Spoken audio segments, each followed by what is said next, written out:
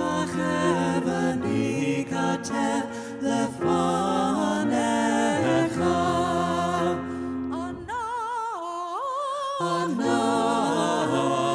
אנחנו ישראל לחיים טובים ולשלום,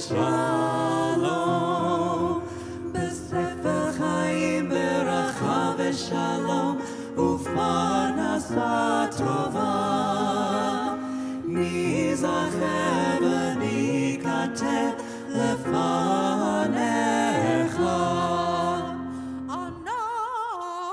אנחנו ישראל לחיים טובים ולשלום ולשלום.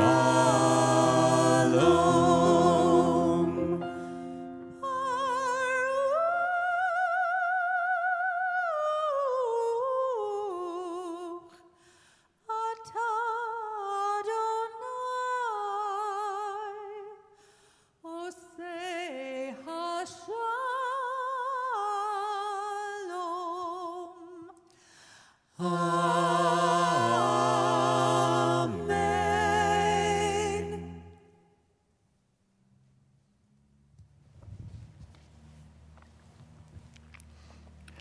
Well, Shabbat Shalom. Bruchim Habayim. Welcome, everybody. In a second, you're going to be able to even hear me. It'll just going to take a second or two. Yeah. Okay, here I am. Hineni. Hineni. Bruchim Habayim. Welcome to all of you who are here tonight. And welcome to all of you joining us and participating from home. It's good to have you here. It's as if we just saw each other yesterday. It's wonderful, because we did. So we're going to continue. In fact, this is in Jewish tradition outside of Israel, this continues to be Rosh Hashanah. Because in Jewish tradition outside of Israel, Rosh Hashanah is 2 days. So we start Wednesday night, and it goes all the way through Thursday, and then it continues through Friday. And so we are just on a continuing exploration of Rosh Hashanah. I say outside of Israel because in Israel, they only do 1 day. Now, why do they do 1 day in Israel and 2 days outside of Israel? Good question. I'm glad you're asking. And you know what? I'm going to answer. I think it's a valid question. It comes from the fact that once we moved outside of Israel, before there were calendars and watches and all the technology that we have today, it was really difficult for us to know when which holiday really fell on at what moment. What we used back in the days, even in the land of Israel, we used to light big fires on top of the hills around us. And then when you spotted the fire over there in that hill, you were now tasked with lighting your fire on top of your hill, and then the chain of burning fires will tell everybody in the land of Israel when it was the time for the holiday to begin. So it wasn't a perfect scenario. And once most of the Jews moved outside of the land of Israel, then it became impossible because there were not enough hills between Jerusalem and Paris for anyone to really know when the holiday was. So before there were calendars and nuclear clocks and atomic clocks, I should say. And before we would be able to do that, we decided, in doubt, we're going to have 2 days for the holidays so that we're sure that one of the 2 days is the right day. And I told you this before, but once we started tradition, we never stopped. And so to this year, and probably for many decades to come, we continue to celebrate 2 days, even though we know exactly now when Rosh Hashanah is, wherever we are in the world. we still continue to do that. And maybe it's a way to differentiate diaspora Jews from Israeli Jews. It's the same for Passover. It's the same for some of the major holidays during the year. So outside of Israel, there are 2 days for Passover, 2 Seders, as we have here. In our community, we celebrate the second night of Passover, the second Seder, but in Israel, you only have 1. So that's the way it goes. So we stopped lighting our fires. We still light our candles, though. And we're going to do that in just a moment. So welcome to this Shabbat. You are in a very special Shabbat tonight, because this is Shabbat Shuvah. It's one of the Shabbats that actually has a name. I'll talk about all the rest of the Shabbats that have a name in a little bit when the time for my Devar Torah arrives. But this is Shabbat Shuvah, which is the Shabbat that falls between Rosh Hashanah and Yom Kippur every year. But for us, Bet Aleph, since we only meet on the first and third Friday for Shabbat, we actually don't always get together for Shabbat Shuvah. The last time we got together for Shabbat Shuvah was 5 years ago, in 2019. I know that because I was looking at my notes earlier today to see, what did we do 5 years ago? 2019 was just before COVID. And then there was like 20 years that we forgot about, and then we started to come again together a few decades later. 2019, so it was just on the eve of COVID. We were just a month away from the first case here in Seattle, if you remember. We were ground zero it was in Kirkland, if I remember correctly.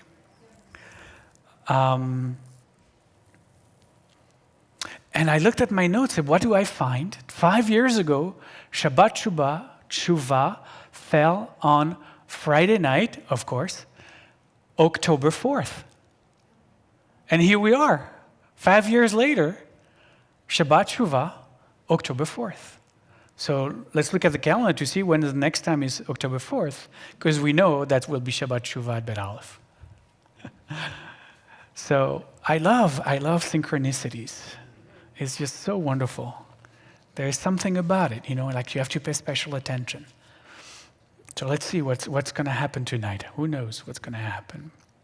So as always, we enter into Shabbat, creating sacred space. Tchum Shabbat. We create Tchum Shabbat. In the Orthodox world, we delineate a specific neighborhood with actually sometimes with a rope.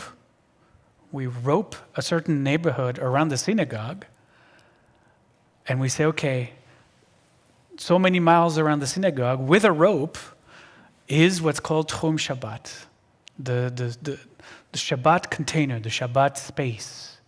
Now that has a lot of implication for people who are Orthodox Jews, whether they can carry things or not. Like there is a whole set of laws, of ritual laws for Shabbat that apply within the Tchum Shabbat. And outside, like you're not supposed to travel beyond the ropes around the synagogue for a certain number of yards. It gets really complicated according to Jewish law. But to me, it's in some neighborhood, like there is a Shabbat space in Mercer Island, and they use the telegraphic poles or the phone lines as the rope. So they look at all the phone lines and how they go around the neighborhood, and they say, okay, this is the limit of.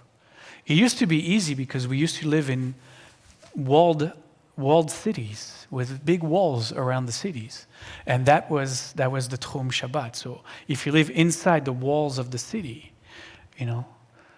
you were in a Shabbat space. Nowadays you have to be a little more creative. But for us, we create sacred space within ourselves. So that's why every Shabbat I invite you to close your eyes. I invite you to take a few mindful breaths and to transform your inner space into Tchum Shabbat, into the space, the sacred space of Shabbat. Maybe to to feel into that aura of Shabbat enveloping your being. And that restfulness that comes after a few breaths when we ground ourselves.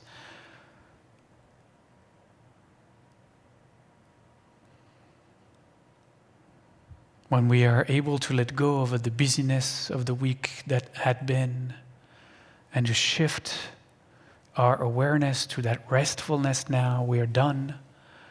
Everything that needs doing has been done. And whatever is left undone, we'll meet it again Sunday morning. But right now, this is Shabbat. And in Shabbat, everything is exactly and perfectly as it is, and nothing needs changing. Nothing needs any more doing. This is it. This is what we get. This is what we have. And this is enough. This is enough. You are enough. I am enough. Yes. And that to me is the deeper inner spiritual Tchum Shabbat. See, we'll take it from outside and we bring it inside. Now the next thing we do is as we enter that sacred space, we find ourselves moved to think about all those in needs, all those that are in our community or outside of our community could benefit from our heart, from our generosity, from our sense of enoughness. And that's how we enact what we've called for thousands of years, giving tzedakah. We give not of a sense of duty, but from the goodness of our heart. It says in the Torah, everyone whose heart so moved them. This month, we share our tzedakah, half of it, with a new organization. Every 3 months, we change. And this quarter, through the end of the year, we'll share your tzedakah with Hillel at the University of Washington. Our board decided to support this organization. Hillel is an organization, I'm sure most of you know about Hillel. It's an on-campus organization that is in many campuses around the country. And all the Hillel and the Hillel at the UW is committed to inspiring students and young adults to explore, embrace, and celebrate life, Jewish life and Jewish identity. But what has happened since last year is that the Hillel has also been called to support the Jewish students faced with anti-Semitism.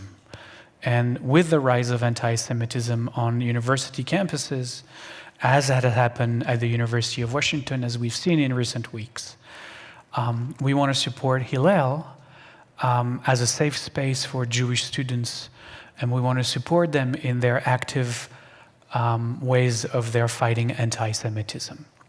So our board decided, and I wholeheartedly support it, that we will donate our tzedakah, or share our tzedakah with them. So for those of you who are here in the space, our tzedakah box is in the back. If you didn't bring any cash or checks with you, no worries. We have upgraded our 1,000 of years old tzedakah process and offered you a Venmo icon that you can use with your phone, and your money will be directed right to our tzedakah account on our website. If you're watching from home, find please the donate button on your computer, on your phone, and give generously. As you do that, we're going to sing. All the songs are on the insert you were given, walking in as you grab a prayer book, and we'll sing Adonai Ori. And if you are lighting candles as well, I invite you to come forward after you make your tzedakah donation to light our candles tonight.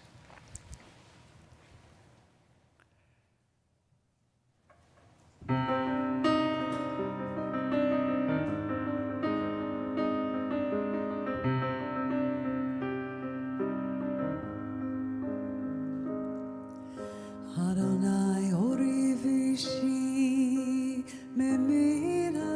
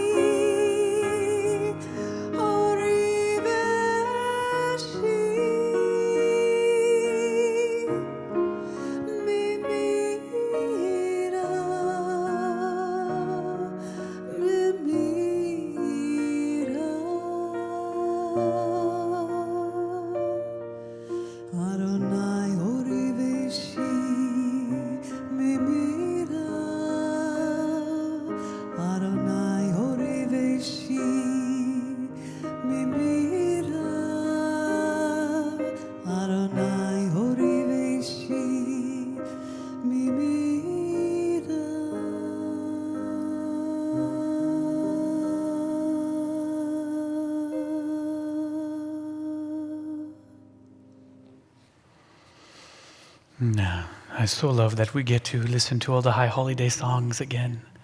We get an extra night. So we invite people of our community lighting our Shabbat candles every Friday. We meet here and to share with us what they are lighting for. Next to me is Kate Elias, and Kate is lighting for the 80th yard site of Joseph and Elishka Eckstein. They were the father and mother-in-law that she never knew, who were murdered in the gas chambers in Auschwitz.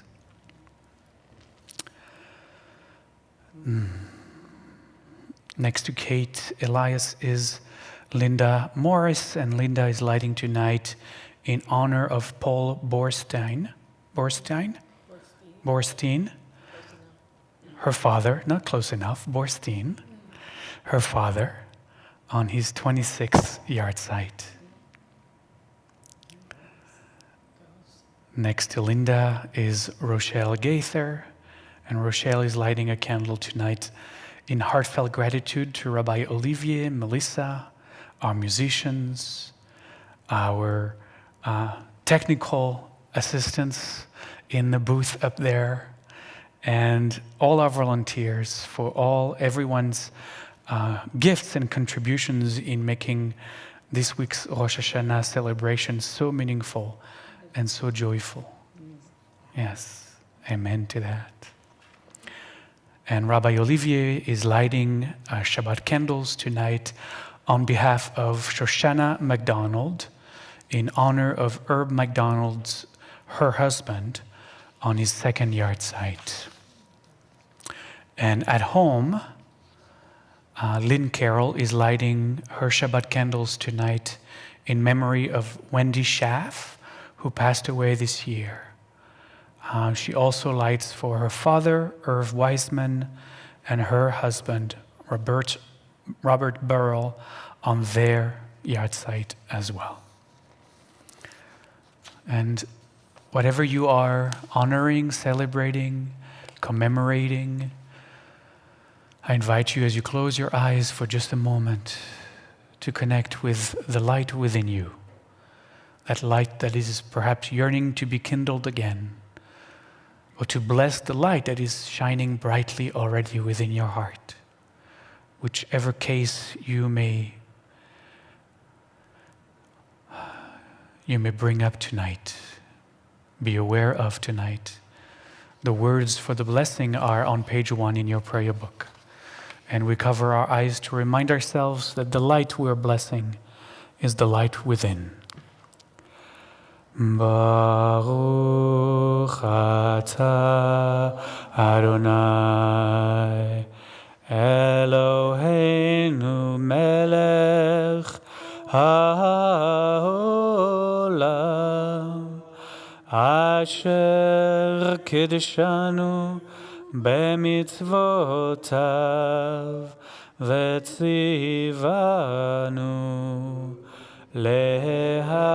להדליק נר של שבת. Amen.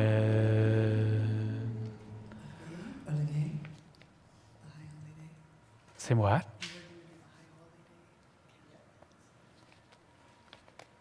Oh, it's okay. It's okay. It's all right. Thank you, everyone.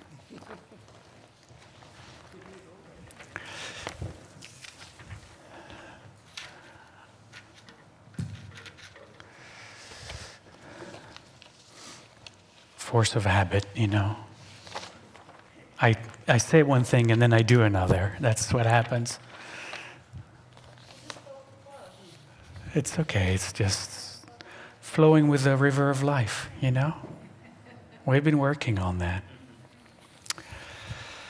Good. So join me on page 5 and rise, please, for the Baruch Hu, the call to blessing. We say together, Baruch Hu et Adonai HaMevorach. Bless the Eternal, the one who is blessing. Baruch Adonai HaMevorach Le'olam Va'ed. Blessed is the Eternal, the one who is blessing eternally.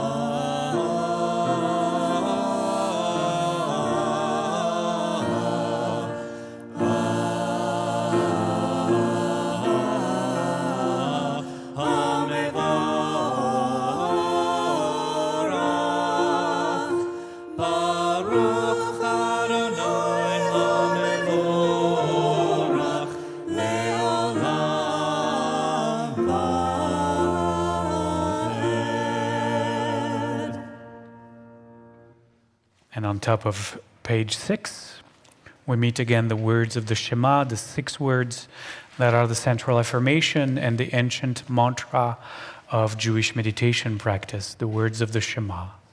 Join me. Shema Yisrael, Adonai Eloheinu, Adonai Echad. Listen, Israel, the Eternal manifests as all that is. The Eternal is one. Baruch Shem Kevod Malchuto Le'olam Va'ed. Blessed is the name, the splendor of its presence shines eternally.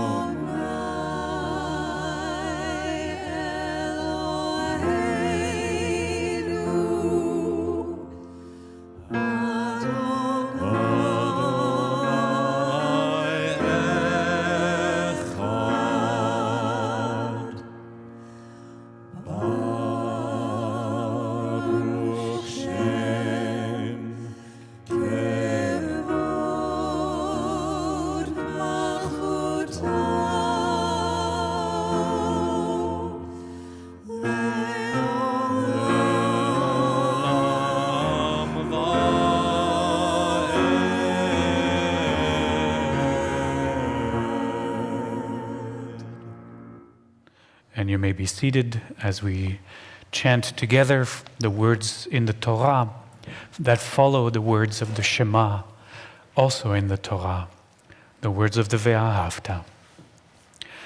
Ve'ahavta et Adonai Elohecha b'chol levavecha u'b'chol nafshecha u'b'chol me'otecha ve'hayu hadvarim ha'ele asher anochi mitzavacha hayom al levavecha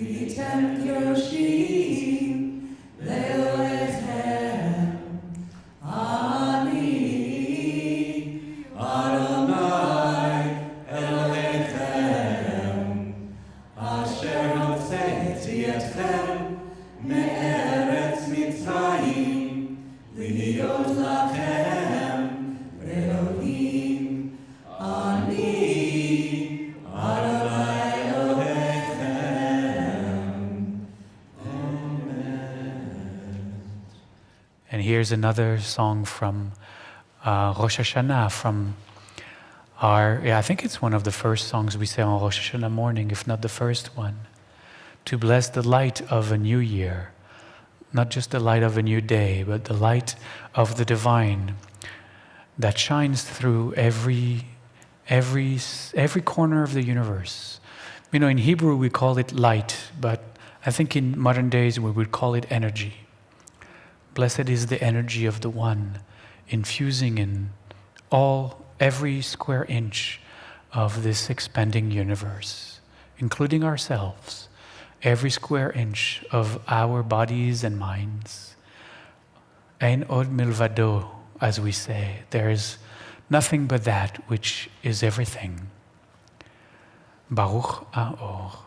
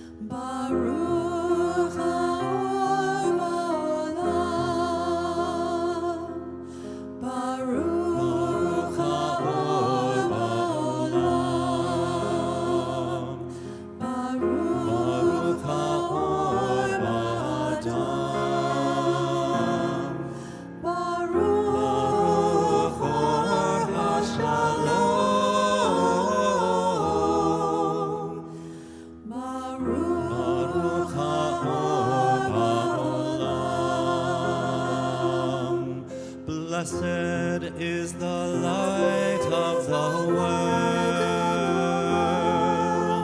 Blessed is the light within our hearts. Blessed is the light. Blessed is Shalom. Blessed is the light of the world.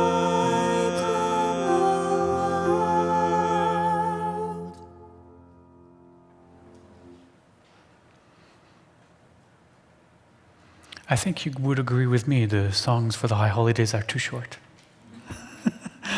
But we love them. We're going to make sure that there are some of them we're going to lengthen tonight, of course, because you know me.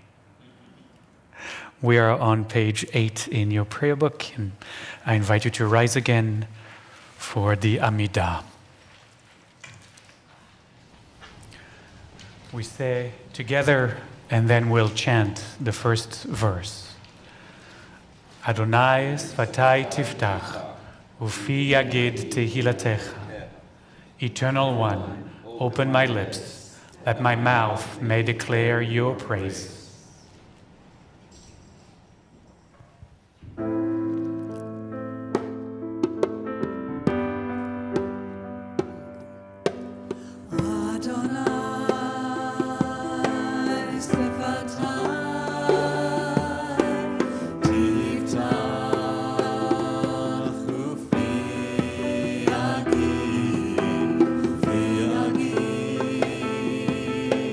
Tehillah.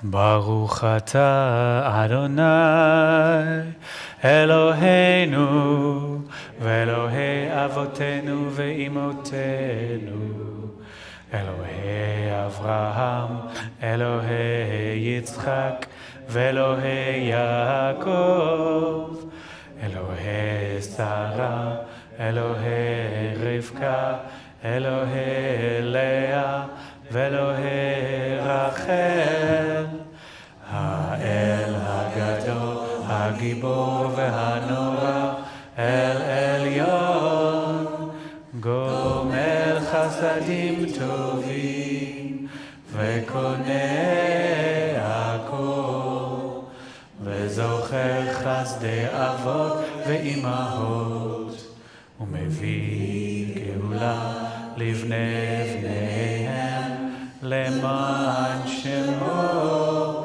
באהבה, מלך עוזר ומושיע ומגן.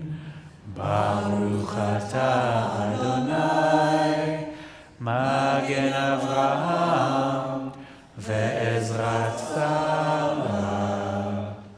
אתה גיבור לעולם אדוני, מחיה הכל אתה.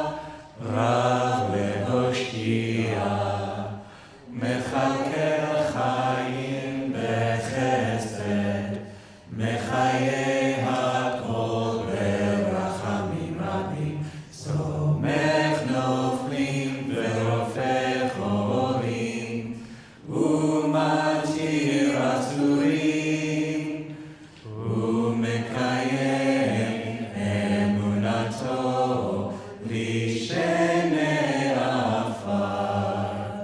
מי כמוך בעל גבורות, ומי דומה לך, מלך ממית ומחיה, ומצמיח ישועה, נאמן אתה להחיות הכל. ברוך אתה אדוני, מחיה הכל.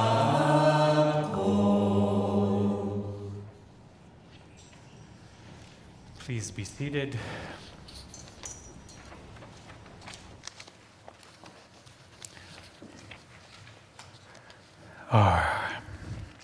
So I wanted to tell you about those Shabbatot. Shabbat is singular, Shabbatot is plural. Shabbat, so ot is a plural feminine. So Shabbat is a feminine space. It's a feminine space. It's a feminine day. So this is Shabbat Shuvah, the Shabbat of returning. But this whole process that meets us through the high holiday is teshuvah. So that's the noun, and shuvah is the verb. It's the same, actually, the same root that gives us shavat, right? So teshuvah, shuvah, shavat, it's all about returning. It's all returning. Because on Shabbat, we are also invited every week to turn inward again and return to our soul, to our soul space. So, there are 9 Shabbatot, 9 Shabbaths. It doesn't work in English, you have to say it in the Hebrew. There are 9 Shabbatot during the year. And that has a specific name which infused them with a specific kavanah, a specific intention for that Shabbat. As you will see from the list, most of them are around Purim and Passover. So we're going to start with the end of the year, or the beginning of the year. Shabbat Shekalim. So Shekalim is the plural of shekel, and you know what a shekel is, right? So that comes from biblical time, because shekel has been the name of our coins since biblical times, thousands of years. It's not a mistake that the state of Israel decided to use that word to name their coins and their money. So thousands of years ago, there in the Torah, you see that there is just before Purim, at that time of the month of Adar, in the Torah always is the Torah portion that is where the census happens. The census of the tribes of Israel that are going to wander through the wilderness. And how do you do a census? You're not going to count there were millions of people. So everybody brings half a shekel. And that's how you're counted. That's the way you count everybody. So that's Shabbat Shekalim, the Shabbat where you read that Torah portion. It's always just before Purim. Then you have Shabbat Zachor. That's the second Shabbat. And that's the Shabbat the one just before Purim. And Shabbat Zachor is the Shabbat where we are supposed to remember Amalek. Because there is kind of this thread through Jewish tradition that there's always an Amalek, someone who comes to do damage to the Jewish people, to hurt the Jewish people, to do violence to the Jewish people. There's always a leader that arises. So Amalek is the one in biblical times. In the story of Purim, it's Haman. Thank you. Some of you remember. So that's Shabbat Zachor. It's fascinating that, it's to, you enter into the holiday of Purim, not remembering Esther, although there is a fast for Esther coming up later, but you remember Amalek. You remember the enemy, the recycling enemy of Israel. The third one is Shabbat Parah. That's the Torah portion of the red heifer. The Torah portion of the red heifer give that Shabbat a name. Only 9 out of the 52 of the year. That's the Shabbat after Purim. So there's a lot of richness around Purim.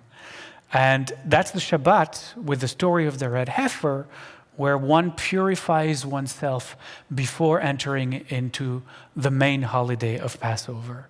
At the time, if you remember, in biblical times, Passover was a pilgrimage to Jerusalem.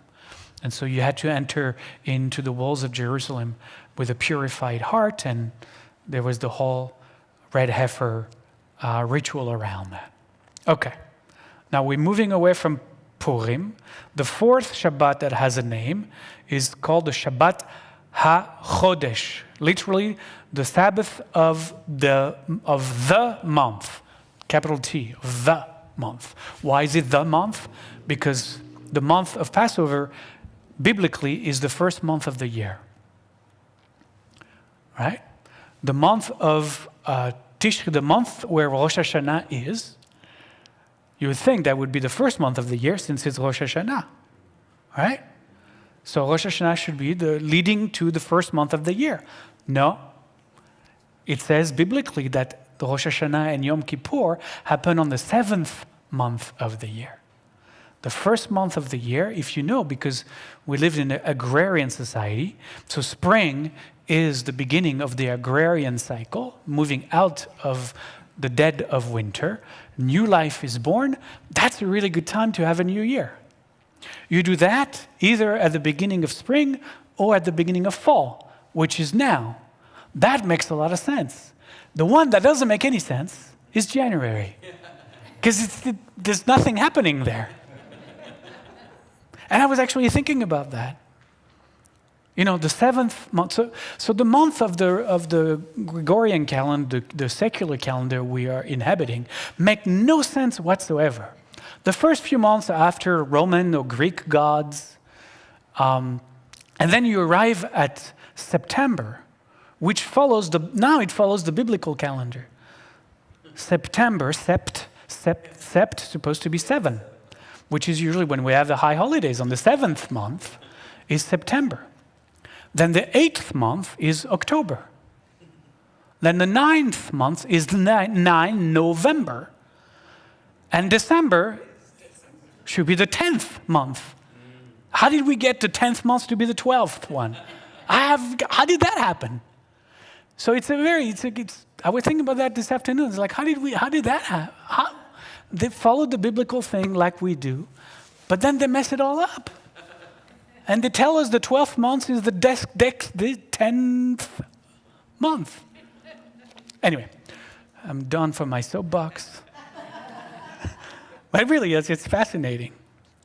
Anyways, so Shabbat HaChodesh, the Sabbath of the month, is the Shabbat before Passover, the month of Nisan, where we mark the beginning of a new biblical year.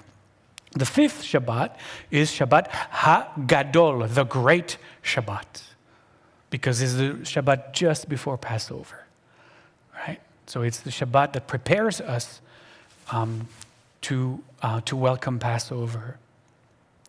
The sixth one is Shabbat Shirah, which we really should have Shabbat Shirah as a special singing Shabbat when it falls on the Bet Aleph Shabbat, because Shabbat Shirah means the Sabbath of the song, the Sabbath of singing, and is the week of the parasha of the song at the sea, the great song at the sea, when the Israelites cross the Sea of Reed, not the Red Sea, the Sea of Reed, and then on the other side they sang the song of liberation, and the women grabbed the timbrels as the song we sing.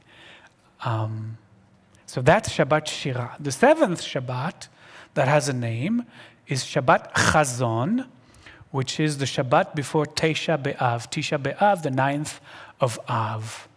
The 9th of Av has been a dark day for our tradition, is the day that both the first and the second temple were destroyed on, burned to the ground and completely destroyed. The first time was by the Assyrian when they invaded in 732 BCE. And then we were sent to exile in Babylon. Then we came back and we rebuilt a smaller version of the temple. And then Herod the Great enlarged the temple. And then the Romans arrived, and in 70 of the Common Era, destroyed it again. And when they destroyed the temple, they knew what they were doing. They waited for the 9th of Av to enter into Jerusalem and destroy the temple, because they knew it was a day of mourning for us. And then in 1492, just before Rav Columbus sailed the ocean blue, Rabbi Columbus, I should say, come on. 1492 was also a terrible year for the Jews. That was the expulsion from Spain. Queen Elizabeth and Ferdinand decided and told the Jews that on a specific day that year, either the Jews left Spain, they had three choices: to leave, to die, or to be converted by force. And guess what day they chose? Yeah. The 9th of Av, the 9th day of the month of Av, because they also knew historically that this was a day of catastrophe for us. So Shabbat Chazon is the Shabbat before the 9th of Av. It commemorates the destruction of the temples, but also it's the anniversary of the vision of Ezekiel. So we also include that. It's kind of interesting. Then the next Shabbat is the Shabbat after the 9th of Av, of the month of Av.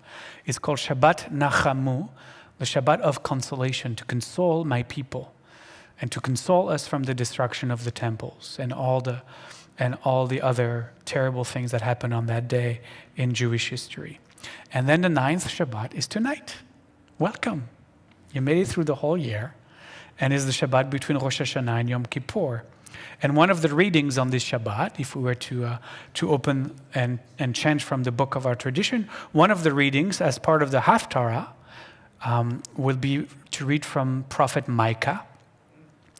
And we would read the passage that in fact inspires the ritual of Tashlich that we participated in yesterday. And for people who do 2 days of Rosh Hashanah, it was today for them.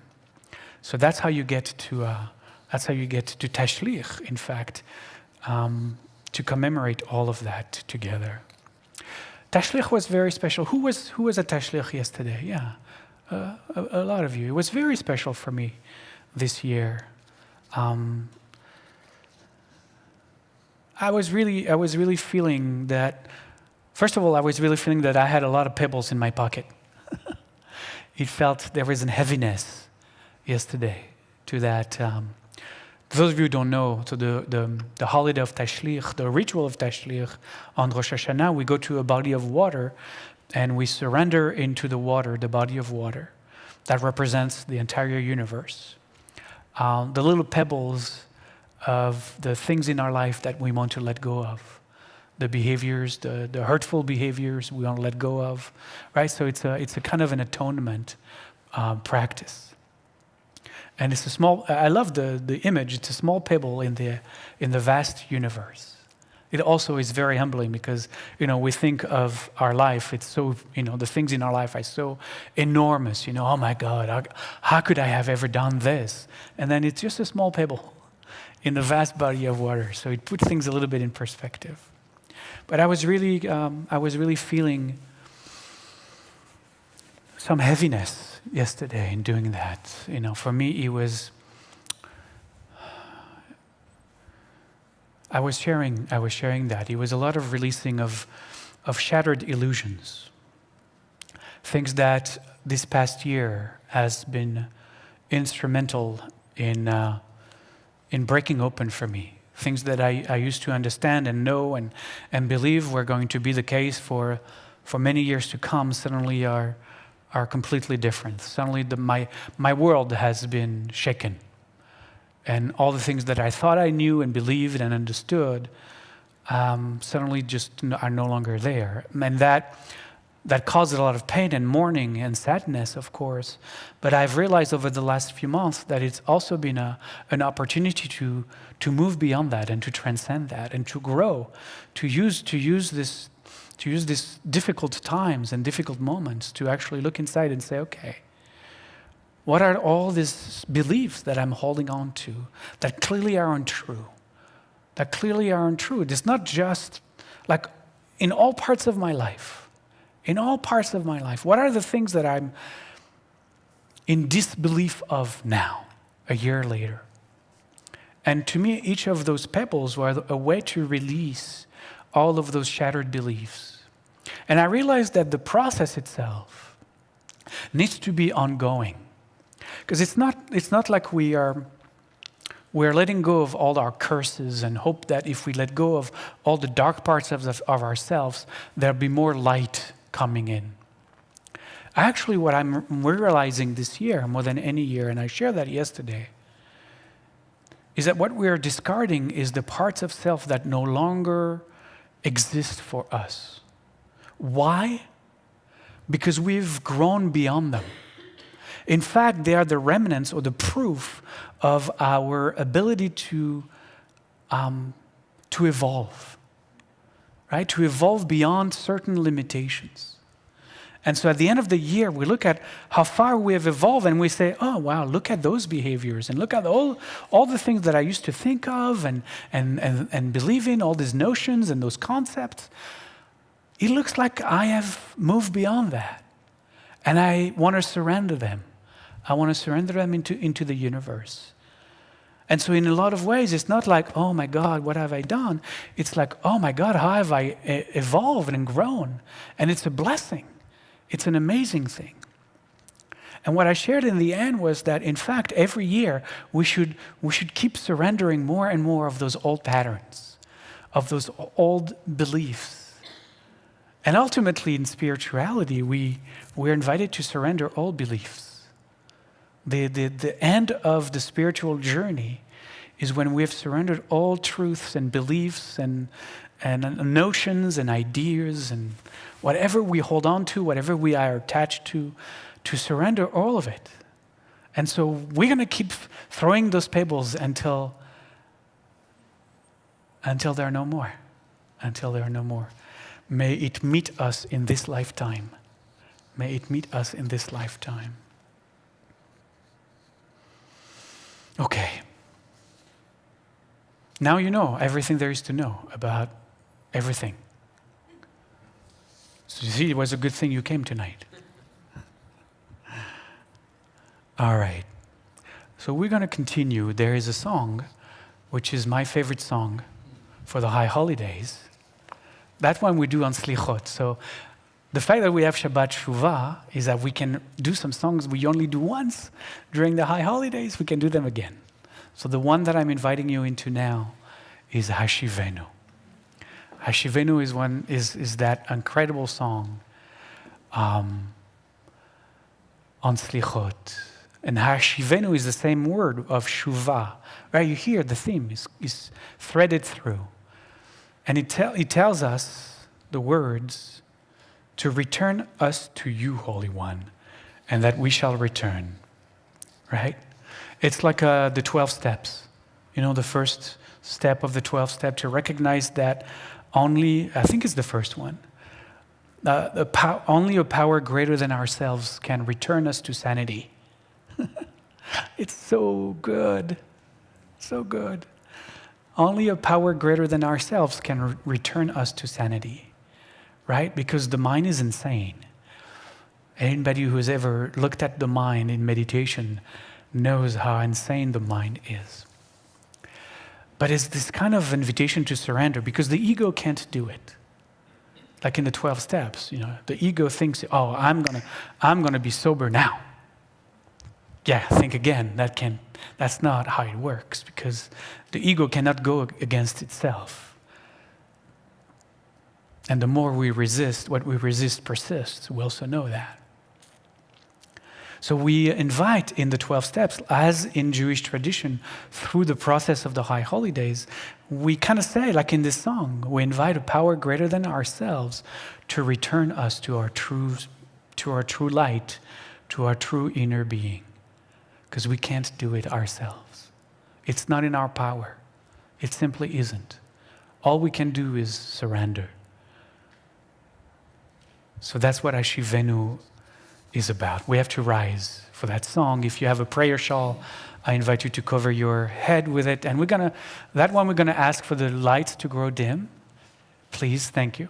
And we're gonna lengthen it a little bit. I'll nod. I'll nod to you when we're ready. When I'm ready.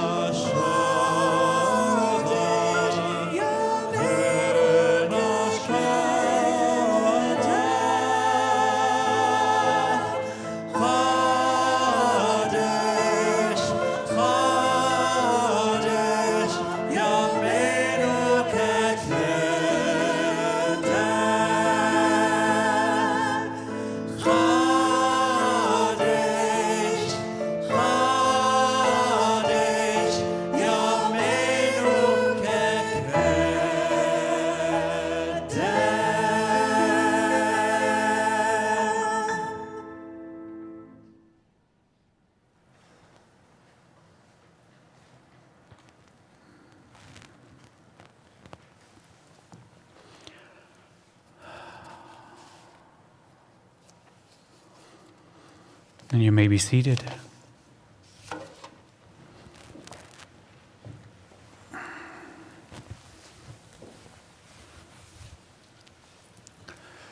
And we'll continue with a little meditation, just to ride the wave of that song.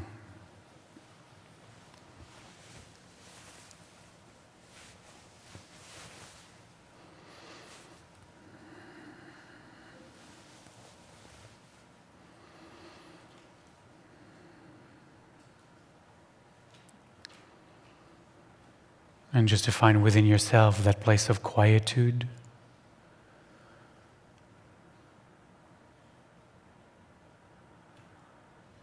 It could simply be connected to your breath. And to consciously, mindfully relax any part of the body that feels stressed, constricted, tensed.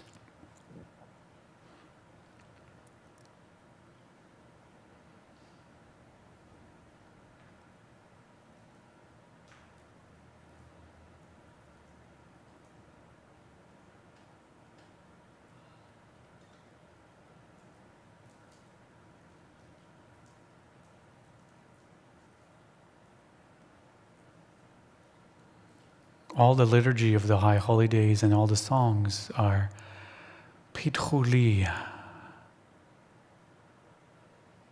Hashivenu. It's open my heart, return me, bring me back. Baruch Aor, find the light within myself.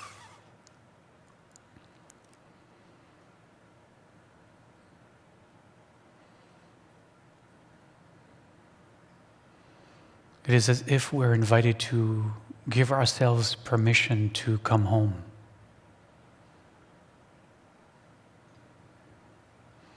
That it is enough, we don't need anymore to estrange ourselves from ourselves.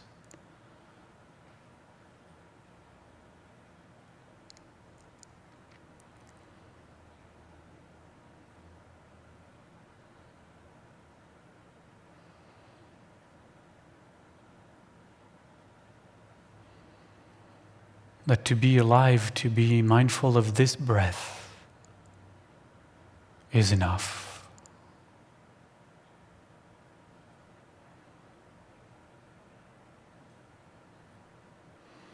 We ask to be returned home because the world out there is not that interesting after all.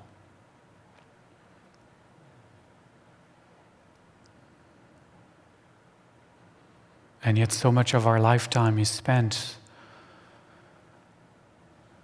wrestling with the outer world, neglecting the inner world.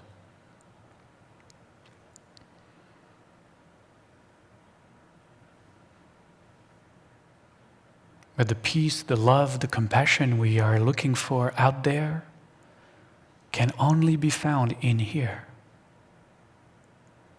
Hashivenu. Ptach libi, open my heart. Pitchu li sha'arei tzedek, open for me the gates of expansion.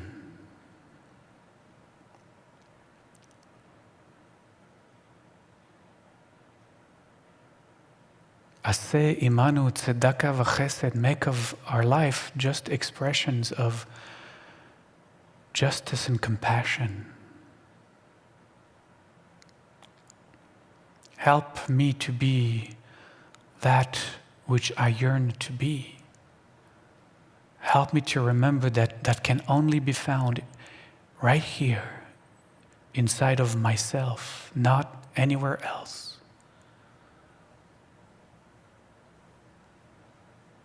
No one else can go across the ocean and bring it for me,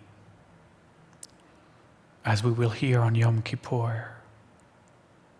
It is already here in my mouth and in my heart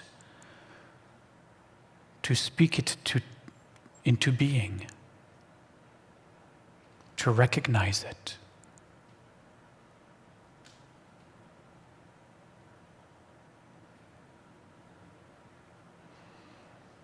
Help me to break free from the call of the outside, of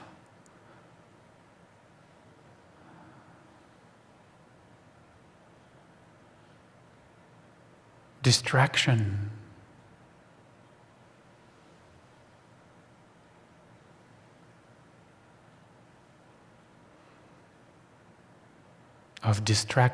of destruction. Help me rebuild within and find my true self. What else is there to do?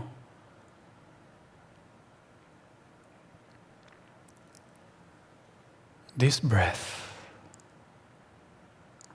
so simple, so pure. This breath, this heartbeat, so simple, so pure.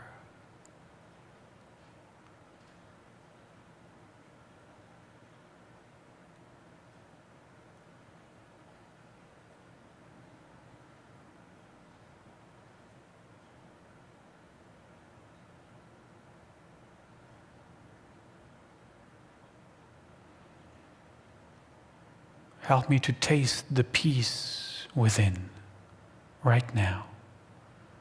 Relaxed, centered, grounded,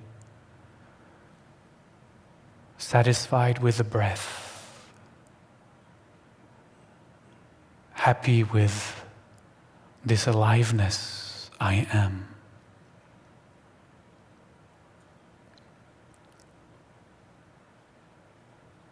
Hashivenu, return me to myself, Holy One.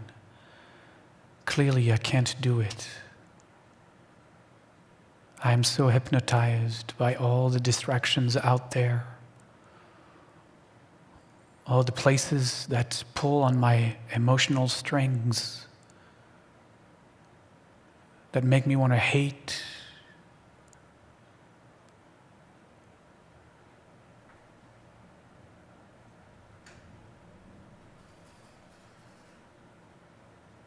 make me want to split the world in more dichotomies.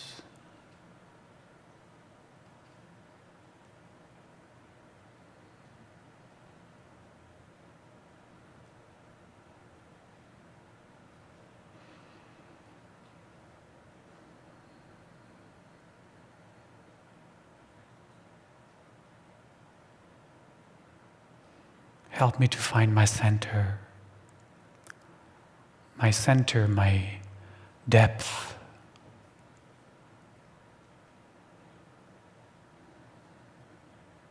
Just with this breath, just being aware of this breath.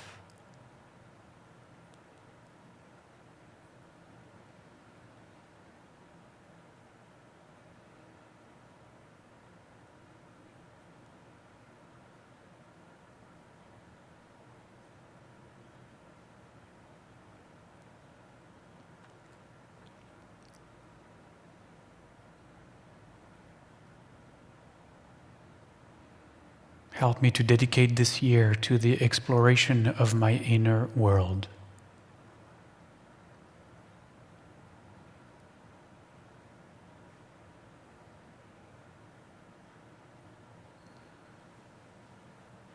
That I might find perhaps true happiness,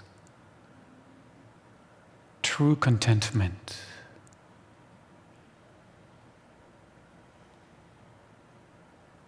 true love.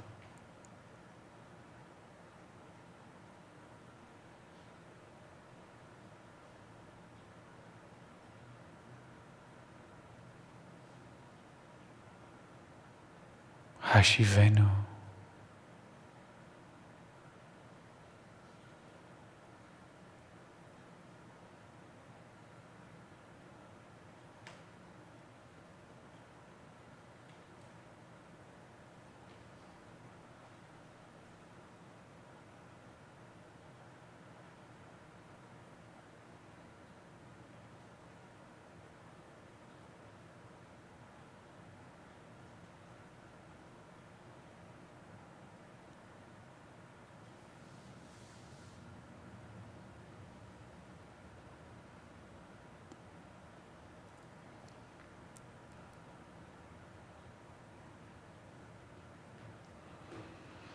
that we may all be a conduit for shalom,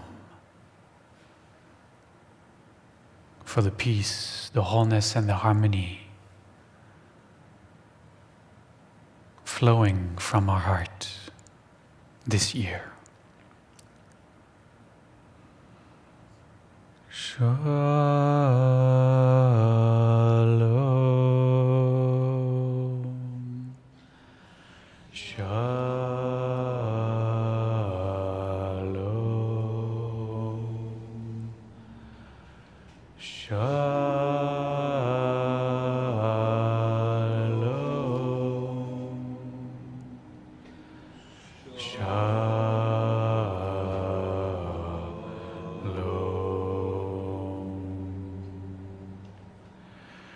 Shalom.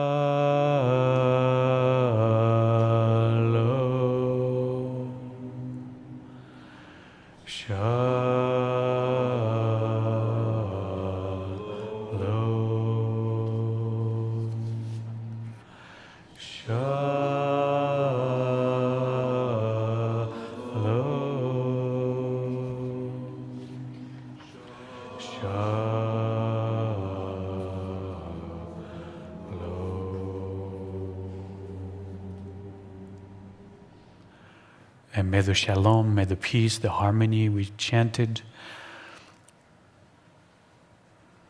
continue to expand beyond the walls of this space into our city, our state, our nation, and the world. That all beings around the planet might find and discover the shalom and the peace, the inner peace that is our birthright and our inheritance. And may all those we know to be in need of healing be touched by that shalom within them. That the energies of our chant may heal their body and soul. מי שברך אבותינו אברהם, יצחק ויעקב, מי שברך אמותינו, שרה, רבקה, לאה ורחל, הוא יברך וירפא. Daniel Mark, David Mark, Daniel Clark,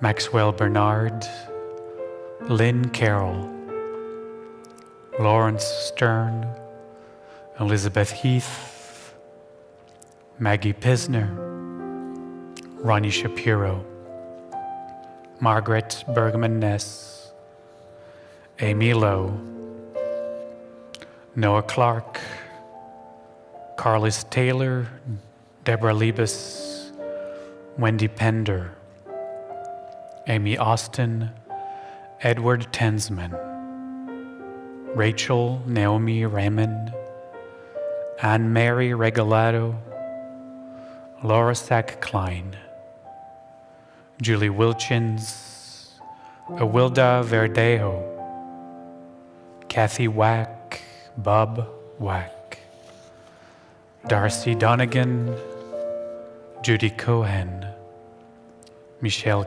Cooksley, Claire Kelly, Stephanie Chasteen, Wendy Zeev, Suzanne Frechette, Liz McConnell and her family, Jim Halverson, Zoe Sutter, Ann Adams, Michael Burkhard, Ruth Oppenheimer, Kathleen Anderson, Jan Simon, Marianne Spiegel, Sharon Mayo, Jack Chase. We name in our hearts all those we also know to be in need of healing and invite them and include them in the circle of healing on this Shabbat. ימלא רחמים עליהם לחזקם ולרפאותם ברפואה שלמה, רפואת הנפש ורפואת הגוף.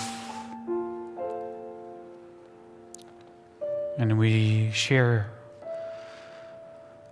a song of healing, a song of surrender.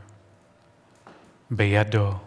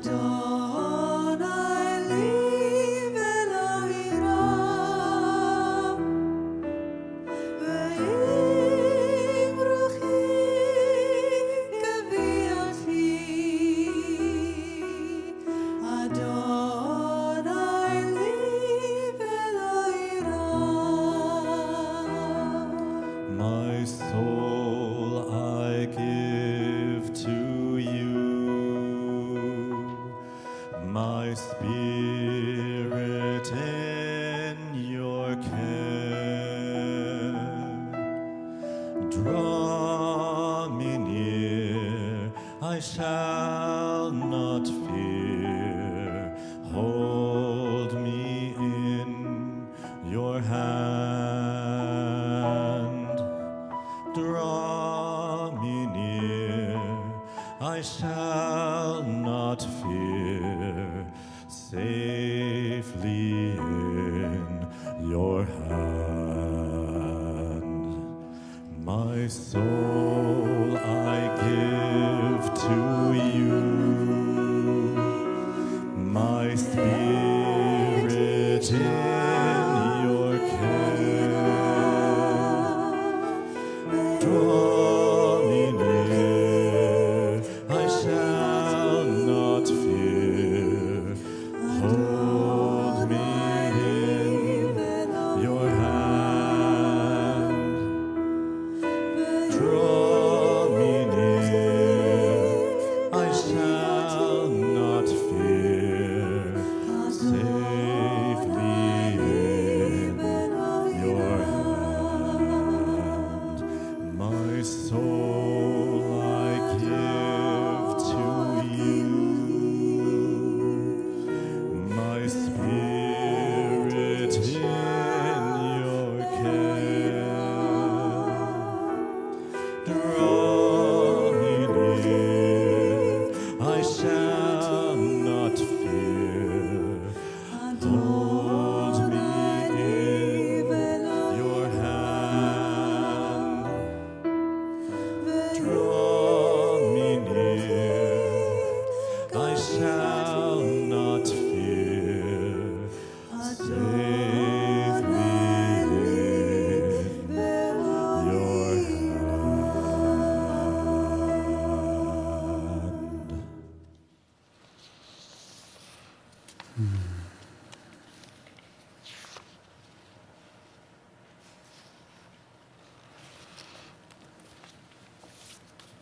I invite you to turn to page 12 for the concluding moment of our Shabbat service together, and to rise for the Aleinu.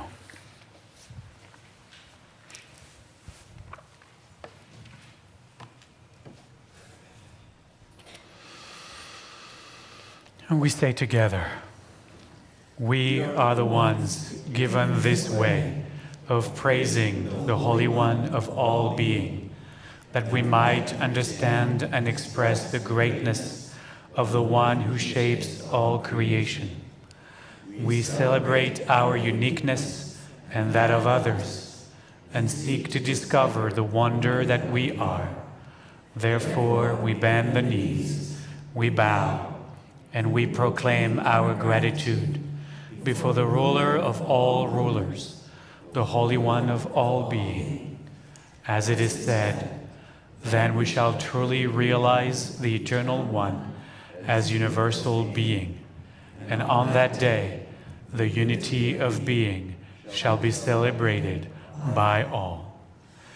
Aleinu leshabeach ladon hakol, latet gedula leyotzeh bereshit, shelo asanu kegoyei ha'aratzot, velo samanu kemishpechot ha'adama, shelo sam chelkenu kahem, וגול עלינו ככל המונם, ואנחנו קוראים ומשתחווים ומודים לפני מלך מלכי המלכים הקדוש ברוך הוא.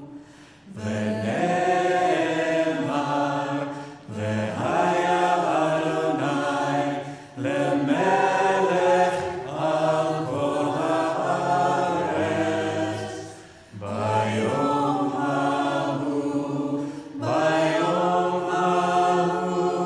יהיה אדוני אחד, ושמו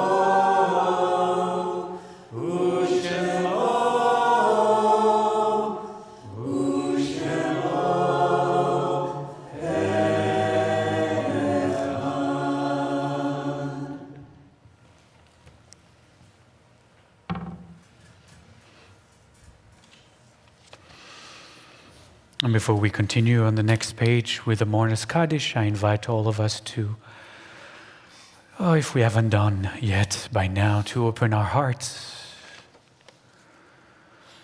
to open our minds to the memories we all carry within us of those who have made their transition from this level of being and are continuing on their journey back to Source, where we all came from and where we all return.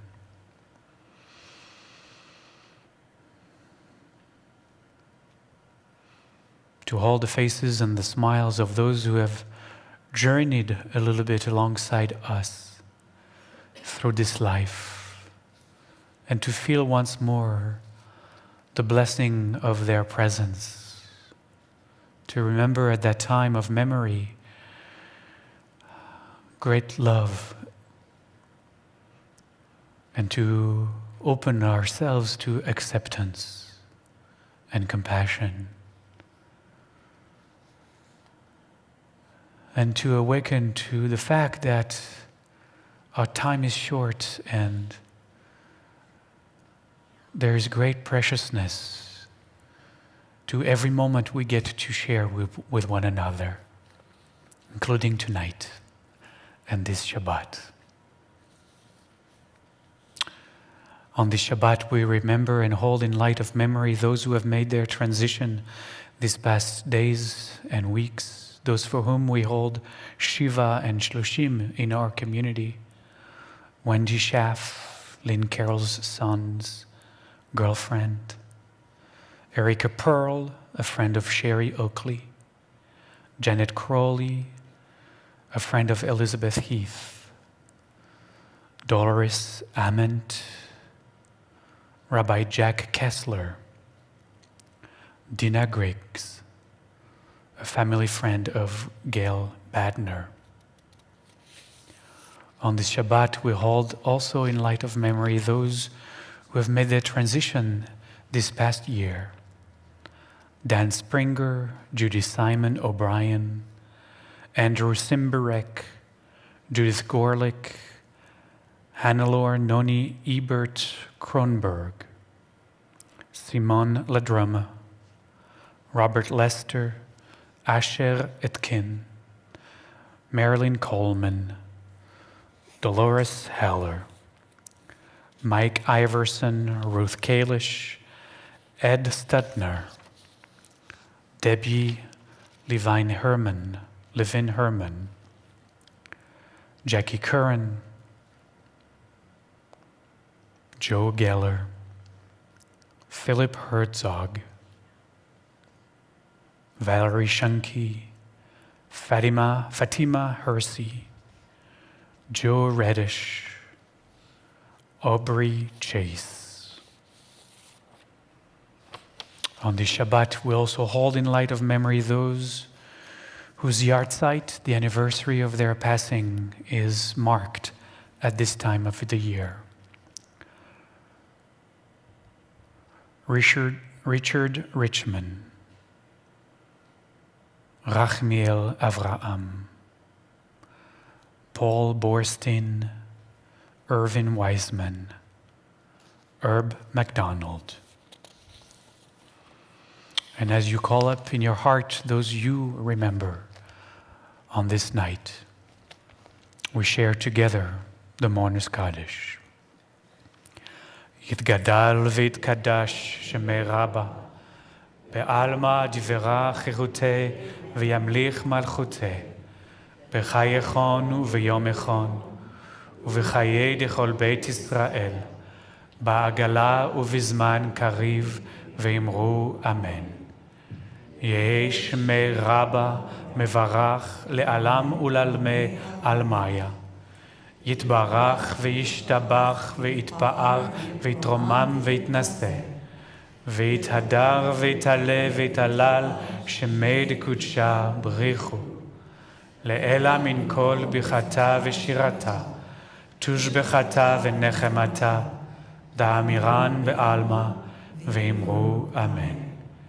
יהי שלמה רבה מן שמיה וחיים עלינו ועל כל ישראל ואמרו אמן. עושה שלום במרומיו, הוא יעשה שלום עלינו ועל כל ישראל ועל כל יושבי תבל ואמרו אמן. And at the bottom of the page, may the one who creates harmony above make peace for us, for all the household of Israel, and for all the peoples of the world. Let us say, Amen. Just a few announcements. We are literally just a week away from Kol Nidre. Believe it or not, next Friday night will be the night of the start of Yom Kippur. If you haven't gotten your tickets and to join us here in this space, hurry up and do so. It's going to be standing room only, especially for the prayers when we need to stand. And then the Yom Kippur day is that Saturday. And that brings me to asking you if there are names that you want to include in our Yizkor or memorial service on Saturday. You may be seated. If there are names you need to and have to let us know. We are compiling a list every Yom Kippur for our afternoon Yizkor service. If anyone in your family, friends, loved ones passed away since last Yom Kippur, we'd love to read their names and invite their names in the circle as we say the Kaddish then. And just email the office, administrator@betalef.org. It's very easy. And also we continue with our food drives. There are bags out in the atrium. Grab one and fill them with all the foods you can donate, so that we can replenish the food bank of the Jewish Family Service ahead of this winter for those who will be needing to get supported by the food bank there. Okay, that's it. I invite all of you to please join us downstairs. There's just a little group of us tonight, so it'll be good to be in community and share in the blessing of wine and bread. Also, since I have your attention, as many of you could stay behind to help us turn this sanctuary back into a center for spiritual living, we'd appreciate every volunteer we can get. Okay, so the last song, my favorite song of the High Holidays, of course, Hayom. And we get to do it one more time, maybe two more times. Who knows? Why don't we just do it 2 more times? So I don't have to tell you. Let's just do it.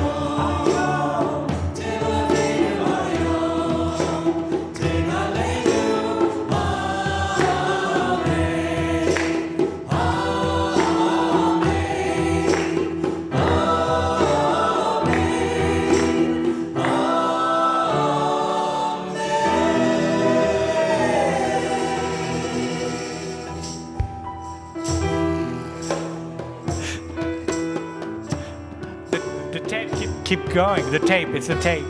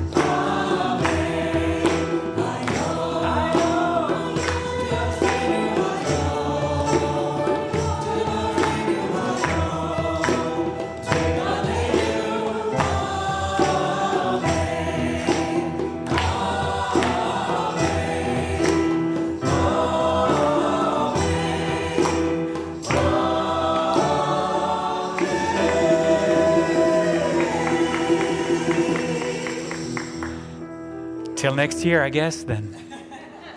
All right. Shabbat Shalom, everybody.